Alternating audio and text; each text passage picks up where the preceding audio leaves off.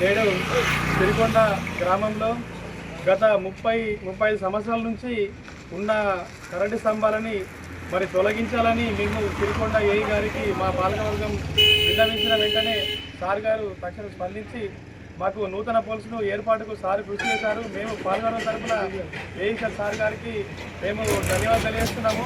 మరి గత 30 సంవత్సరాల నుంచి ఈ కరెంటు పోల్స్ శిథిల వ్యవస్థలకు వెళ్ళిపోయినాయి. మరి చాలా మటుకు ఇళ్ళ మీదకి వచ్చేసి కరెంటు షాకులన్నీ ప్రమాదం జరిగే అవకాశం ఉంది కాబట్టి మరి ఈ పోల్స్ తొలగించాలని మేము సాధించాము. మరి సార్గా స్పందించినందుకు ధన్యవాదాలు తెలియజేస్తున్నాం.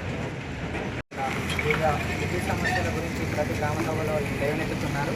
దాన్ని దృష్టిలో పెట్టుకొని గ్రామ పరిధిలో గల వివిధ సమస్యలు, ముఖ్యంగా షార్ట్ బోర్డ్స్ కానీ, ఎలక్ట్రిక్ బోర్డ్స్ కానీ, లూజ్ లైన్స్ కానీ, వాటి రెక్టిఫికేషన్ దృష్ట్యా ఒక 30 నుంచి 40 కోట్ల వరకు ఎరెక్షన్ చేయడానికి మేము కోరుకున్నాము. దానికి సంబంధించి వివిధ రకాల హైట్లో 9 మీటర్ కానీ 11 మీటర్ కానీ మేము ఎరెక్షన్ చేస్తున్నాము.